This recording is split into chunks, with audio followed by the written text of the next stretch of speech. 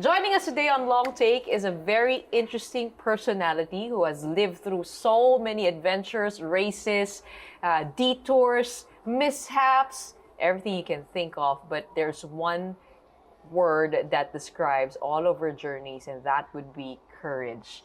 Daring us to live boldly. We have Angie Mead King here on the show today. Hi, Gretchen. Thanks for having me. Okay, I've always wanted to sit down with you in a conversation because you seem to be a woman of many hats. Too many. Oh, you are a car racer. Of course, I got to know you there Yes. from the racing scene.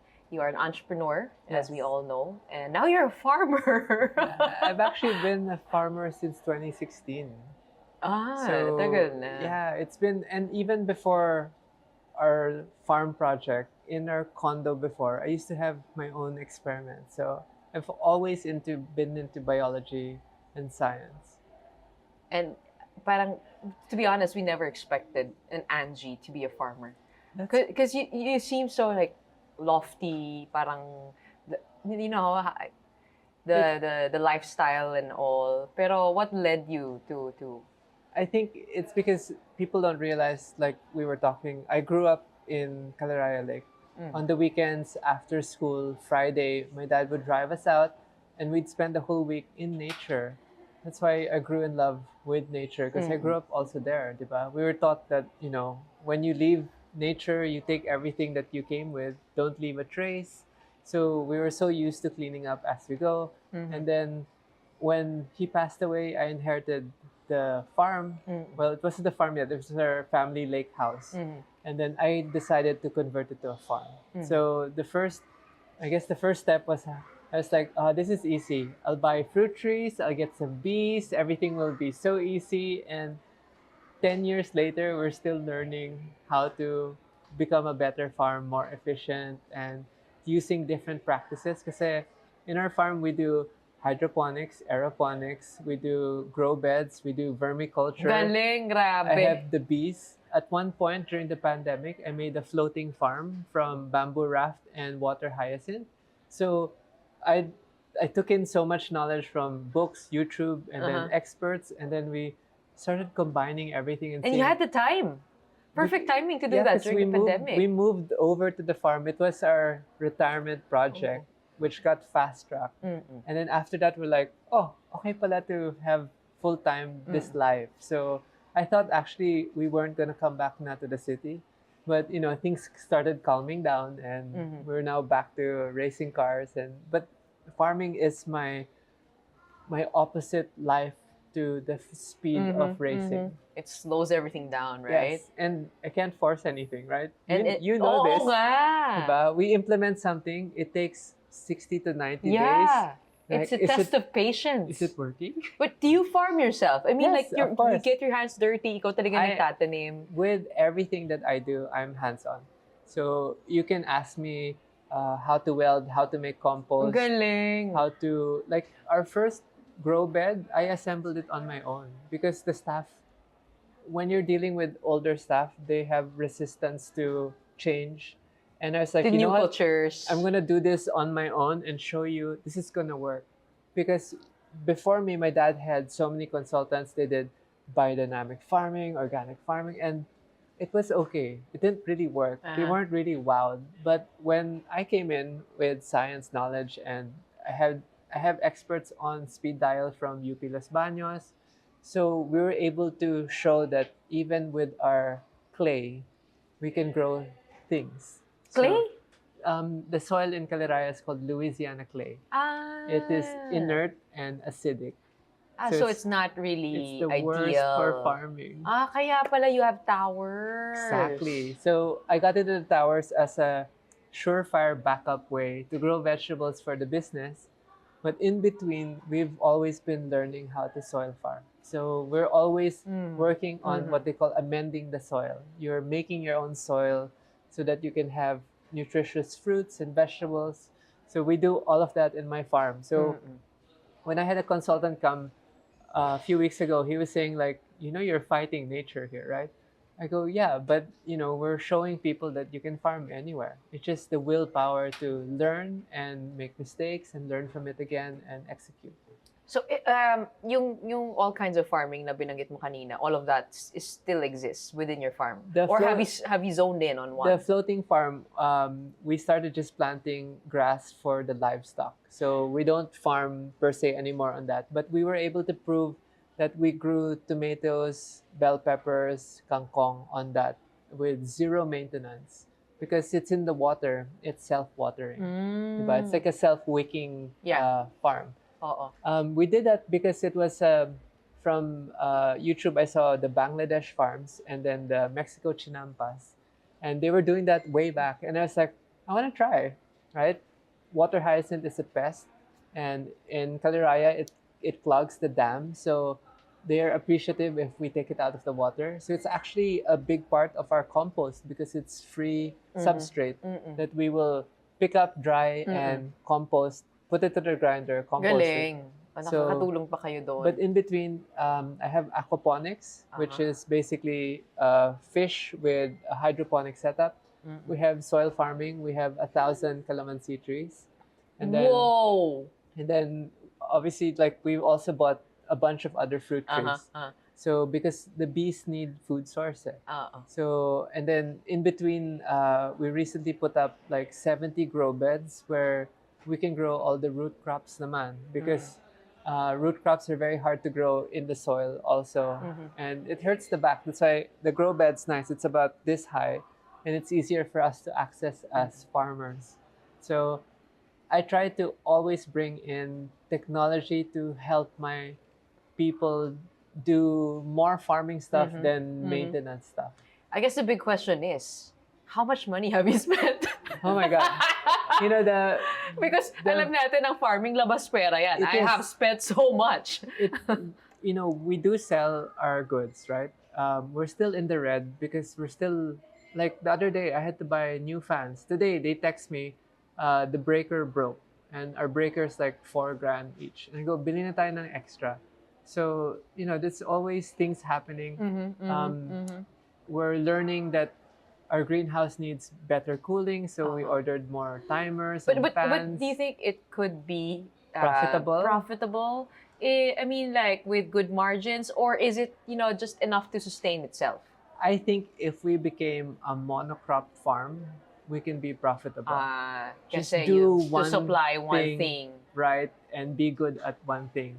But I won't survive on that because the whole game plan was bahay kubo. I want to grow the vegetables that I can feed my hotel guests, myself, and my employees, so that I can ensure everyone's health. So this is for Hotel Ava? Yes, Hotel Ava is my main buyer. And then anything we have in excess, we actually have 3 wholesalers that buy it from us. Can I make a healthy guess? Yes. Are you preparing for the apocalypse? That was the prepper, right? During the pandemic, we got locked down in LA, actually. And during that time, I had ordered like tons of books from Amazon, and part of it was the prepping, right? So learning how to ferment, how to store food, and then making earth chips and all this. Like I learned all that during the pandemic. So yes, kinda, but food security is a huge thing. And especially, I want to know what's in my food. So growing it was always part of the idea of like, I know we don't use pesticides because I want to eat my own food. So all of the food now in Hotel Ava comes from your farm na? Not yet all, but a big part of it. Yeah, about 60% now is being grown in the farm. Okay, I know we started out with farming because, you know, we were both into it lately. I'm still in with my raised beds. So medyo nahiya yung raised beds ko sa kwento niya. Pero, you know, I understand what you mean when you say, being hands-on is really the best way because you get to see things for yourself, how they work, how they don't work, and adjust right away. It's much like how it is in business, right? So how is why the rebranding of Victoria Court to Hotel Ava? Because we know you as the Miss Victoria Court. I used to market Victoria Court so strongly. It was a family heritage brand that I carried through motorsports, through sports, with sponsored teams. And it got to the point where me and my brother had marketing differences. I wanted to go a certain way, he wanted to go a different way. And I, it was a long discussion with my management team because obviously they didn't want to give it up because it's such an iconic brand. You go abroad and an OFW sees the logo, they know exactly that's from Manila. So it got to the point where they finally got tired also of coordinating with the other group. So we were doing the brand study 2017 and we shelved it because we're like, we're not ready. Diba? It's hard to start up a new brand. During the pandemic, unlike most companies, I closed my business. I retired all my employees and we were prepared to shut down for a year or so. Within 4 months, my staff was like, can we open up again? And I'm like, what if you guys get sick? And they're like, we'll sign a waiver that you're not responsible. So we opened the business at a 50% pay cut because there was no business, Yeah. diba? Back then it was quarantine. There was quarantine hotels and then basta government pwede, pero guest like In short, magulo. yeah, Magulo no, yung ano. so there is no market. They were using hotels as a quarantine stay. For flying into Manila, Yeah. diba? 2-week quarantine in the hotel, 7 to 10 days, plus the test and all Yes. that. So we didn't know where we were headed. And by the time we were about to reopen, that's when my team was like, I think this is time, it's a great time for us to rebrand. So we pulled out that study and we looked at it. I called my brother. I go, I will give you the logo, just pay for all my rebranding. So because he's kuya, I basically said, this is my cost to rebrand. Sa'yo na yung logo. I'll deal with the marketing later on how to get my new brand out into the market. But it wasn't just a rebrand of name. We changed the look. Yeah. We changed the policies, how we treat our employees, how we take care of like coordinating with suppliers in terms of forcing them to use less plastic. So we tried to make sure But that is this a hotel now? I mean, it's still a garage drive-in motel. So we're still a motor home, right? Yeah. Motoring hotel, which means your car is underneath your room. Yeah. So it's actually, I think the design of a motel actually makes more sense than a hotel because as soon as you walk down your room, you're in your car. Diba? Not like a hotel, you have to go through the elevator, the lobby, and then go down to the basement. So as soon as you wake up, you get down, boom, you're in your car. What did the study tell you? Oh my God. The design team that we got, they were having the most difficult time to find, I guess, a substitute logo a name that would live up to Victoria Court. It was very difficult. But we made it in such a way, I told the team, like, if we do all the right moves, marketing will follow us. So we started off with taking care of an employees, right? So we guaranteed 14-month pay, free healthcare, free food, free coffee, and then we have 6 months paid maternity leave, 3 months paid paternity leave, and then free employees meal for when you're working. So we also did the work from home thing. We still do it actually, well, most companies took it out. So I believe in the work-life balance. So when we did all that, and then we changed the hotel to have all greenery. So if you look at the hotel, it has wall planters everywhere. So I carried that theme. We are solar also, and then we capture rainwater for all the watering. Sustainability. We sort of encompassed everything, like everything that So it's is purely my solar extension. or No, it is grid tie? sharing. Yeah, grid tie. And then, in between, actually, besides the farm, I manage bamboo farms also. So it's not yet a business. I invested in land and bamboo. And you're growing bamboo and Because want to be a supplier. Hopefully, in the next 4 years, we're going to process this bamboo to be hardwood. What kind of bamboo is best? We're doing giant asper and tulda. So they're fast-growing bamboo. Asper is supposed to be 90 feet tall. We have about, I think, 12,000 poles of bamboo. And Is that the Philippine bamboo? it's or it's imported? endemic to the Philippines. It is. It is. It could Yeah, be grown. and then when we were running the computation, if they were mature, it would be like a 747 worth of CO2 a year that we were capturing. Wow. So it's like, oh, that's not so bad. I got to talk about this with a friend who is also promoting the bamboo infrastructure, and he says that if Indonesia, Bali can do that, We can do it too. we can do it too. Yes. But the problem here is that people don't know where to get the supply of bamboo Oh. because we grow it in our backyard, we have it in our lawns, Yes. we have it in our forests, but nobody's really farming it. So that's the reason why you put up yours. Yes, well, not just that. When I was looking at the highest possible plant to carbon offset my love for sports cars, Oh, okay. bamboo. So I sort of greenwashing my own Your hobbies, own right? footprints, yeah. Exactly. Because I feel guilty, right? Mm. You know, loving cars is it's a waste of a lot of things, right? Racing cars, especially going around the circle to see who's the fastest, is technically, if you describe it that way, it sounds like a waste of time and energy and all that. But it's something that I enjoy. Like I like the community. I wanna get your mind on EVs and hybrids. Oh my god, my mind is not there at all. Ah! I mean, are those really environmentally friendly? Did you study that? Yes.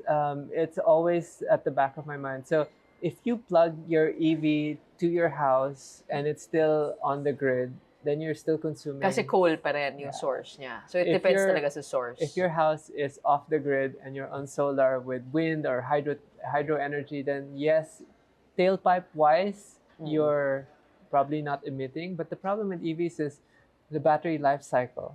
After 10 years, what happens to the lithium battery? Yun din ang iniisip ko eh. A I mean, lot you're of- gonna change your car. A lot of the Chinese right? manufacturers say that they'll take the battery back, but no one really knows because the market's so new. Uh-huh. And for me, EV fires are the worst.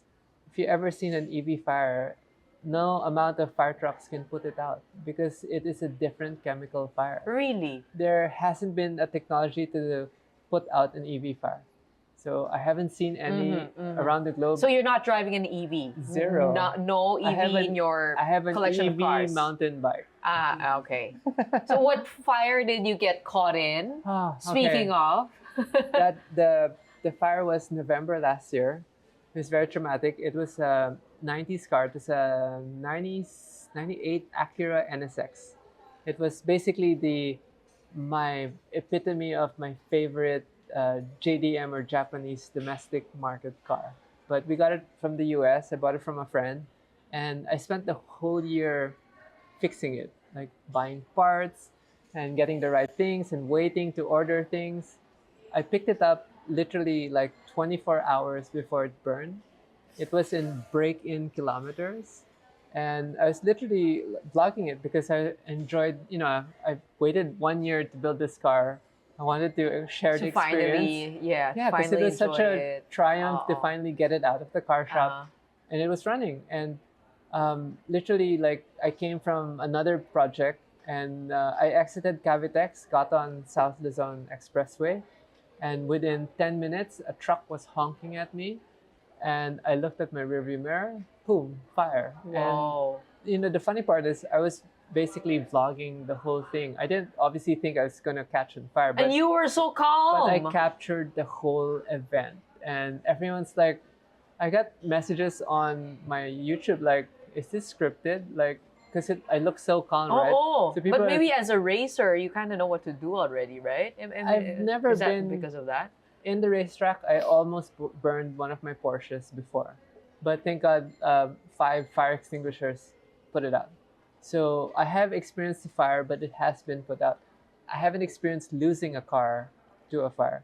So that was a different feeling, just to literally watch your project go Which up is in which is this flames. one. Yes. Where did it go wrong? We don't know, right? So I'd send it to a reputable car shop. I get hate online. People think that I assembled the mechanical side. And it's like, no, I actually sent it to someone else because it was out of my scope. So the US friends that I have think that it is fuel. a fuel line popped and it sprayed the headers and the car caught fire. So super like, but Where yeah. is the car now? Total. It is, well, I haven't announced it, but we put it in a container and we're sending it off to get repaired in the US. So So you're still working on it. it's been like, I delayed the whole thing because I didn't want to face the problem, but we finally got around to doing it, which was actually the worst timing because containers now to the US is so expensive because no one wants their containers stuck in the port because of all this tariff things with the US. So, but it is on the way. I haven't had an update if it's landed yet. And how much did you spend on that car? A lot, a lot. The base car, my friend sold it to me about 10 and a half. And then the parts were another 5. Oh my God. Yeah. So it's sad. You know, it's sad because there was no also liability from the people who assembled the car. So it was one of those like, ay, sorry na lang. I was like, oh, okay. And you have nothing to go by. I don't no know nga eh. paperwork. I don't know no. why. Hindi mo nilang hinabol. It's kind of obvious that there was accountability, right? Yeah, But yeah. I'm not the type to make habol because, if it's going to cause a mess in the industry, Yeah, it's like, you know yeah, what? yeah. If you guys don't want to own up, then I can't do anything. I can't, because that would mean me suing them, and you know how court cases take here, they take forever. So That's correct. it's another waste of energy. In a span of how many minutes, we've talked about several Different sides topics, of your yes. life. But just wondering, which one do you treat as your core? Like, Oh, wow. like if you were to have an identity to go by, which would it be? Is it the car racer? Is it the farmer? Is it the entrepreneur? No, it's just I'm a life student. I like learning different things. I always have thirst for knowledge and applicate anything that I can apply with my hands, like skills. So for me, I'm not defined by just one thing because like if there's anything new that's interesting, I will be there to learn it out. I feel like your mind keeps you up at night thinking about new things to Joey do. calls it a Ferrari brain because it's like I have an idea, and I'm very old school. I like writing on a piece of paper still. So in the office, I have pieces of paper everywhere. Like I don't use Post-its because they're not good for an environment. So I use scratch paper and just keep writing ideas. It helps me crystallize my thoughts also. But how do you balance all of these ventures? Like, it's a lot, and you're hands-on with Yes. these businesses. How do you take care of each one? And these are like different fields, like hospitality. There's Yes. farming, as we mentioned. There's also car customization. So for Hotel Ava, I have a great team. We have a great management team. I have a great COO, and he 95% of the time knows my decision. So he makes them for me, and he just FYIs me. So operational wise with the hotel, I help with marketing, strategies, budgets, and the F&B. Because cooking is also one of my like pastimes that I really love to eat and cook. So I don't do any more operational work, but we help design rooms also because I know material sciences, like we do composite stuff. I've been getting into 3D printing. So even that, like I've been racking my brain to learn how to design in 3D, and it's a whole 3D different. printing of what exactly? For now, it's 3D printing car parts, but we're gonna get to that stage where we can 3D print accessories for the hotel. So if we have the Star Wars room, we have a droid, we can 3D print that now. So we're getting to the stage where 3D printing allows us to basically make anything from scratch. All you need to do is go online, download the file, and then you can print it. Like, as in you print what? Like print on paper? No, Print on... 3D printing is it's a plastic filament, right? So it's called additive manufacturing, where you layer the plastic to make something. So you can literally, God, it's so advanced now. You can make shoes. Like people 3D print like some people 3D print food. Like there's a group in the States that they can 3D print steaks, plant-based steaks. Huh? Yeah, it's crazy. The almost This is like like AI. almost like AI. That the development of the market is so quick. Uh-huh. But going back to your question, the farm, I am still the gatekeeper for knowledge. So the farm, I directly manage to chat groups. And the nice thing with the farm, right? I don't need to be there physically because they can send me photos and I can help troubleshoot what's wrong. How many farmers do you have? Whew, we have 13 farmers. And then not counting the bamboo because the bamboo is still growing, so we're just cleaning it up. We're not really farming anything just yet there. I have a farm consultant. I employ the UP Las Bañas B team, and I also have a vermi consultant and a forestry agro consultant. So I can call people and like, I'm having this problem. What do I do? Classic Speed, my car shop in Angeles City, it's a 20-year-old business. It had previous owners. So the nice thing with that group is they're very knowledgeable to assemble a car without me. All I do is I come there, I test drive it, I criticize it, and then they fix it again. So they're a self-sufficient team.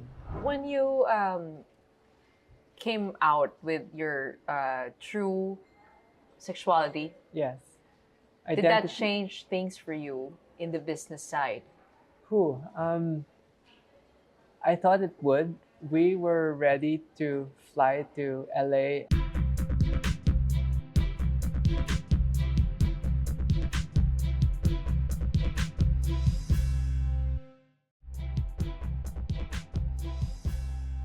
Why the rebranding of Victoria Court to Hotel Ava? Because we know you as the Miss Victoria Court. I used to market Victoria Court so strongly. It was a family heritage brand that I carried through motorsports, through sports, with sponsored teams.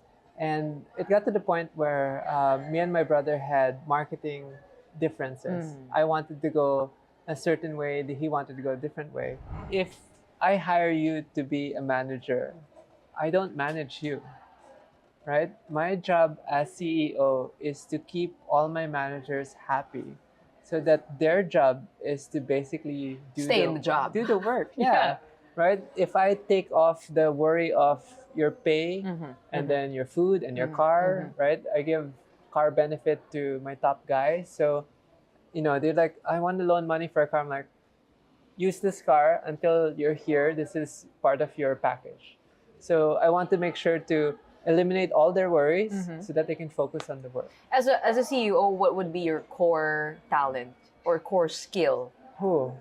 Is it the visualization? Well, I would talent think spotting? I would think I would be the originator for ideas, right?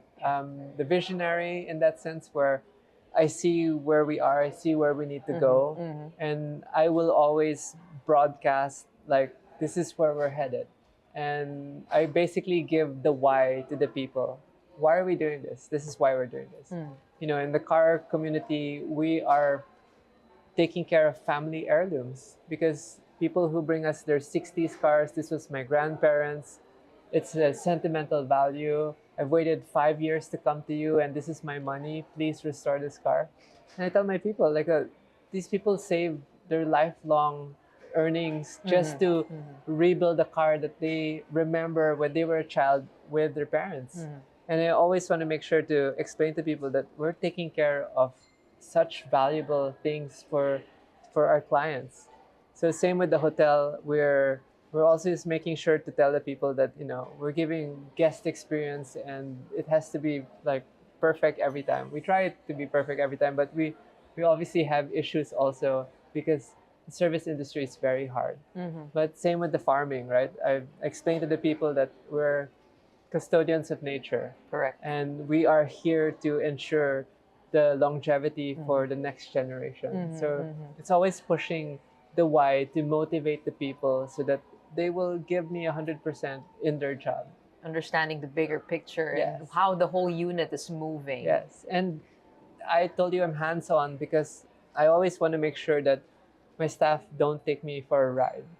So if they tell me na this is how we do compost, I'm like, Pareho pala tayo. it's like I know that. That's also why I'm doing things on my own, in Yeah, my own farm, because because- I don't want to be overcharged. I don't want to be. Exactly. I want to know how it works so that I can price it right. It's almost like if you take your car to the talyer and the mechanic gives Oo you nga, no? gives you some bluff like, Miss Gretchen, sirato, and mag-ooho ka lang kasi. Kasi wala kang alam. Yes. Oo. But it's almost like that where I don't want to be taken for a ride.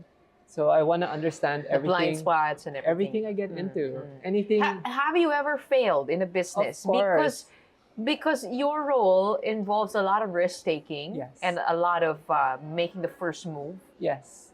What are some of the ideas that have not worked for you? I used to have a car shop in Los Angeles, and I overtrusted my partner, and she ran the business into the ground. So, yes, I have failures. We used to have a restaurant also. I was into like sort of, I won't say fast food, but quick dining restaurants, and the margins were so low because we were trying to be the most affordable, and it doesn't work for a small scale business, right? Unlike if you're the big fast food companies, then having a 8 to 10% margins fine, but on a small scale it was like the worst headache, so we were glad to close that. But everything is learning, right?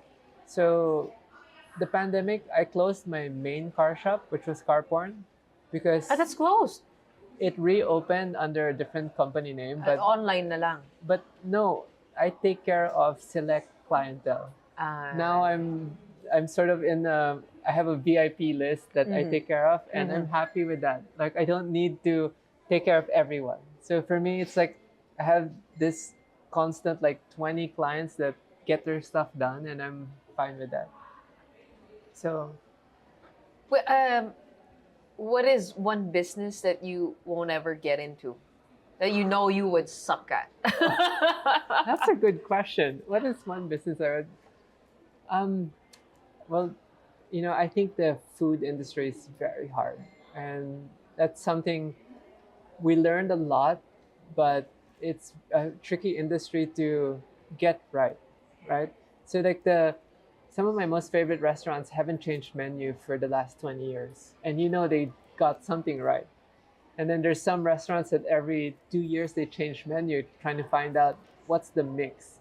They change the ambiance, and so Is that a reason why you don't have your own bar yet?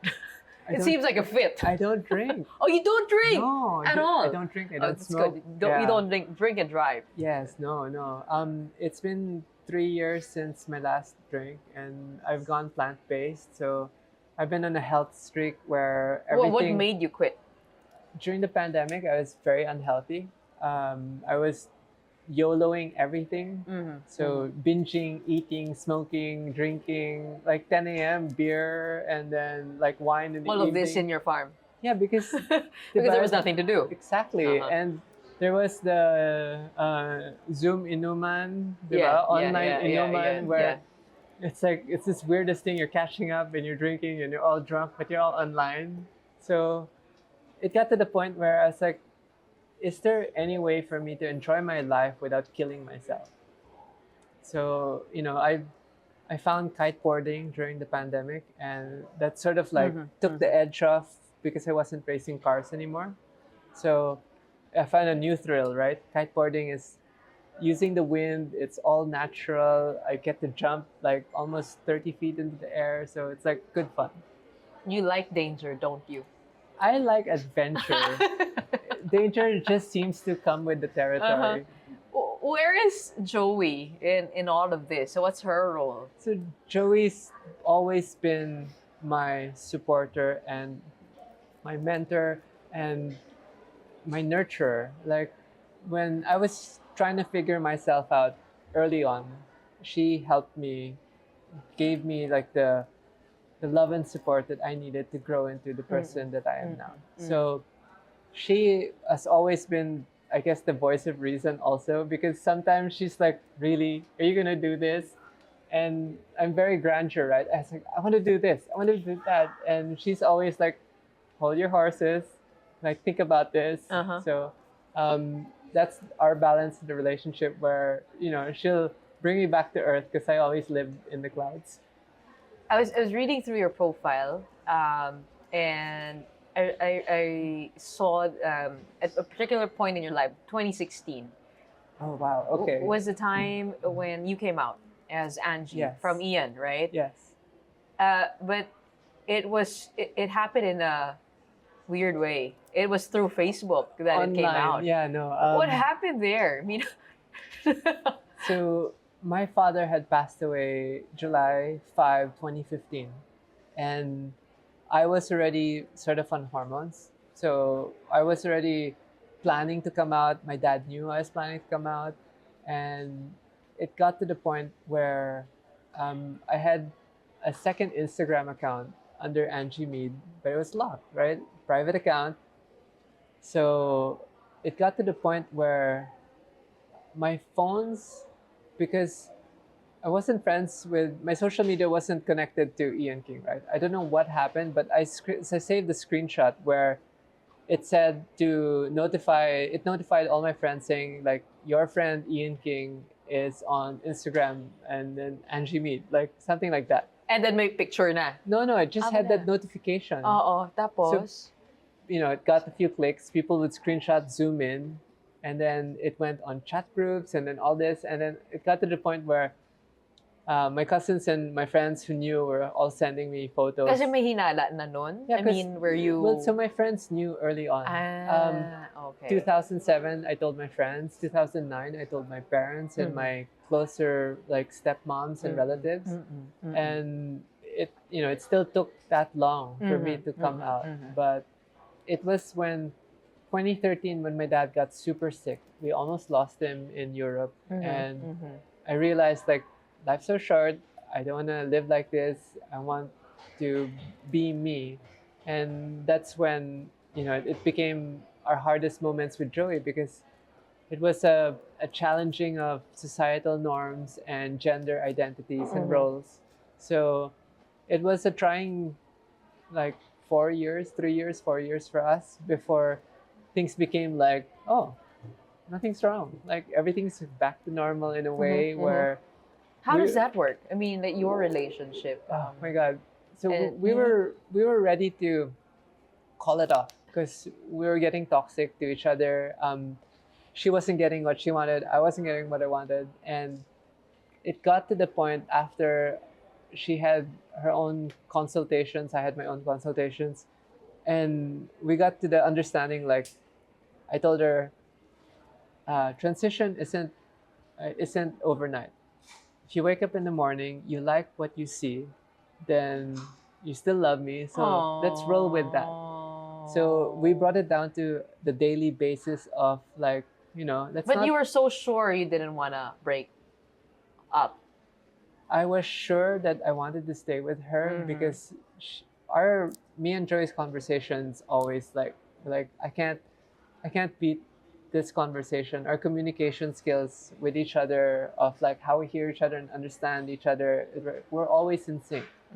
So we knew that about our relationship because It's difficult to find that with even anyone, on our just first anyone. date, like before we had dinner, we were like 3 hours in conversation. Wow. Like we hadn't eaten anything and we're just drinking wine and you're just chatting and chatting. I'm like, this has never happened to me on the first date where there's that awkwardness and dead air.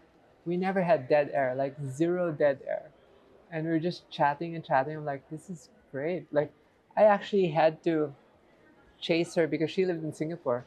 I had to go visit her one weekend because when she left back for Singapore, I was like, I'm never gonna see this girl again. So I went to like woo her back into Manila. So she now lives back here. So it is the same connection that you have even through all of the transitions. We are gonna be 20 years together next year. So everything like as if just yesterday we got together and it's still the same. We're very supportive of each other. And But when you came out with your true sexuality, yes. did that change things for you in the business side? I thought it would, we were ready to fly to LA and relocate because a lot of the online, how do we say this? So the other celebrities that came out, like let's say Ice and then Jake Cyrus and then BB, they all got so much flack online. And we were looking at this like, oh, it's going to be a rough ride. So we were ready to move out. I was ready to close the business here, move out, and start a new life. I opened that Instagram account. Everything became positive. I got love and support. And then everything's like, oh, so like my work found out, my family found out. I didn't lose anyone. Normally you lose your lolo or your tito. Everyone's still my relative. Like all my childhood friends are still my childhood friends. So I was like, okay, I guess I did something right. So we're still here. We're still here. I'm still working. I was so scared of the car industry and Yeah, especially the car industry, and right? motorsports. Yeah. Like I was so scared. Like I had to give this up.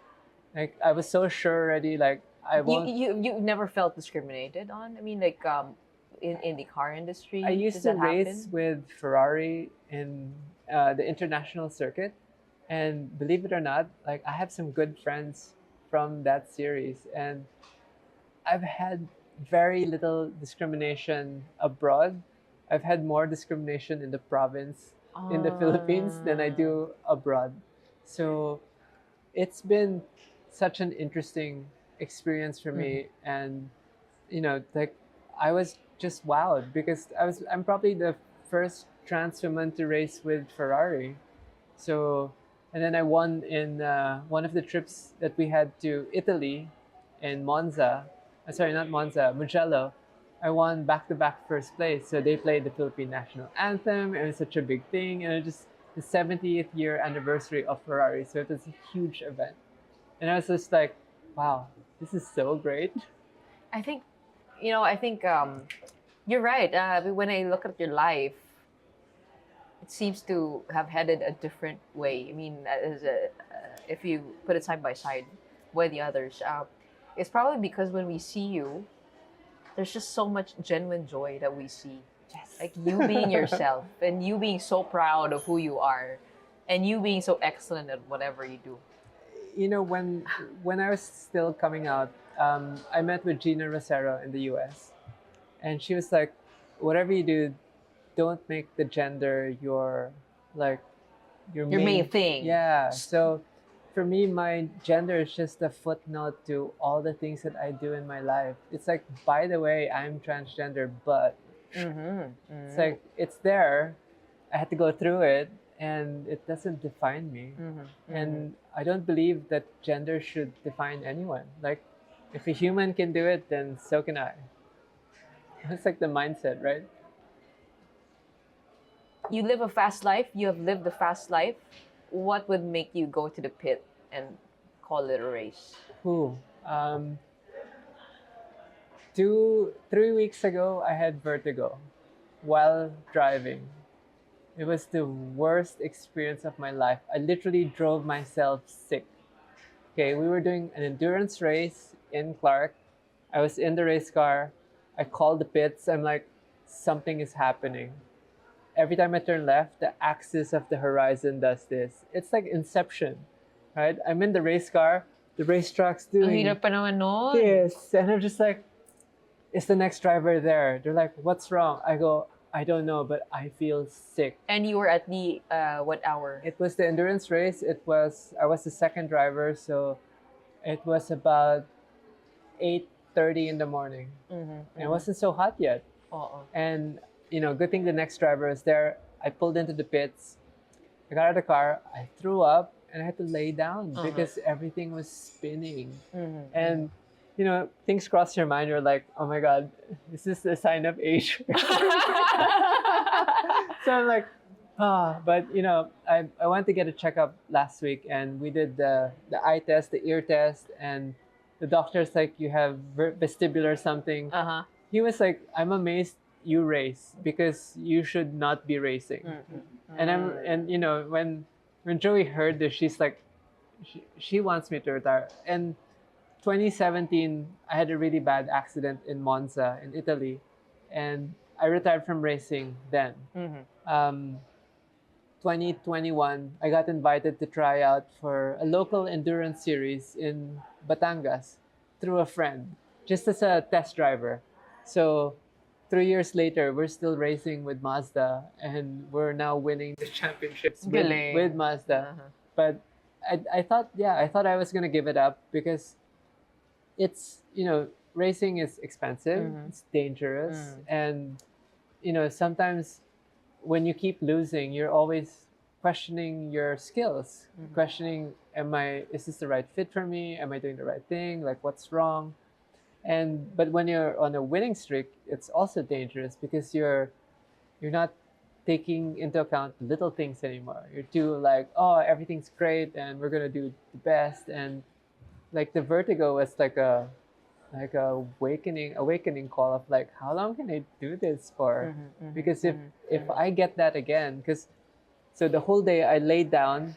In the afternoon, I was like, I feel fine, coach. Put me back in the car. 30 minutes after, woo! So same protocol. Crossed the finish line, got out of the car, went to the pit, threw up, laid down again, and then for awarding, I was able to stand up again. But not fun. Your body giving you signs. My brain and my ears Yes. giving me signs of like, you gotta chill out, Slow just down. a little. Yes, Slow down. And that's why I have the farm, right? Because Yes. the farm is Balances you out. the slow life, and it's a different fulfillment, right? If you take care of bees and then you take care of livestock, it's such a fun thing to do. Like, you realize, like, life this simple is so meaningful. It's like, I don't need all the frivolous things in my life when you're in the farm, because it's like wow, it's like simple It life. breaks it down. Yeah, simple to life. What's valuable. You have the food, Yeah. diba? You have you have good internet, then you're good. What just as a final question, Yes. what is your advice for entrepreneurs who want to build something successful, an empire, business, something that would do so much good, but they're not sure where to go amidst all of the possibilities? Excuse me. Like, that's like, I could go on, right, about advice, but I guess I would break it down to do something that you don't mind doing day in and day out, and get really good at it, right? There's a lot of like, follow your passion, but sometimes passion doesn't pay. But if there's something that you don't mind doing daily, and you see yourself excelling in that by sheer amount of work hours you're putting in, then just get good at that, so that you have a life skill. You have a life skill that you can lean on. And right, if you're well, nowadays it's hard to be an editor because AI is taking over. But the nice thing with like life skills like farming, there's no way AI can take over that, because it needs the human input to see what is wrong, right? AI will troubleshoot possibly, but it still needs the human to. In China, they're using drones. It's yes, if you're using chemical fertilizers, right? But the way we're doing it, the organic way of composting, deciding like, oh, this needs more carbon, this needs more nitrogen, that is human input, right? I don't think the robots are gonna come and replace that yet. But and yeah, like, just because people tell you to not do something, don't listen to that. Listen to your inner voice of like, if you really want something really bad, like, keep at it, because failure is only failure when you give up, right? It's only people like, oh, don't open a car shop, you're gonna fail. Like, my dad actually told me that. And I was like, have you ever turned down something big for this life that you're living? ooh, have I ever turned down something big? Like an opportunity? I don't know, no, because I've always been, I bury my head into whatever I do. So I don't necessarily see the other noise of things around me. And when I first opened my car shop, my dad was very against it. He was like, "There's no money there. You're gonna waste your time." 4 years into it, he started sending me all his cars. Like, "Hey, can you fix this?" That's when I knew already. It was like, okay, so he became my drift student. And when we would go drifting on the weekends, he was one of the students that would come to learn how to drift with me. So I knew already. I was like, I was onto something, because even my dad and his friends would We're come. enjoying already Yeah, what you were doing. And because right, I told them, it's like, not everything is about making like crazy amounts of money. Like, sometimes it's about, what do I enjoy doing? And you'll always manage to convert your passion into something profitable, because people see that you're so devoted and engaged to it. And that's what we do now with the cars, right? The select clientele that I have, they see how meticulous I am with how I fix my cars, and that's why they send their cars to me. And that is why we started off this interview by saying that you are a woman of courage, right? Because I forgot to put the context here, the proper context here, that you come from a Filipino-Chinese family. Yes. And being you sometimes gets very difficult, especially the path that you went through. Yes. So kudos to you for living bravely and boldly. And we hope that so many others follow your lead when it comes to finding their passion, taking risks, also being truly yourself. Thank you. Thank you. Thank you for sharing with us your life today. Now we have to see your farm. You have to see my farm and you have to guide me through it, because I have to be ready for the apocalypse as well.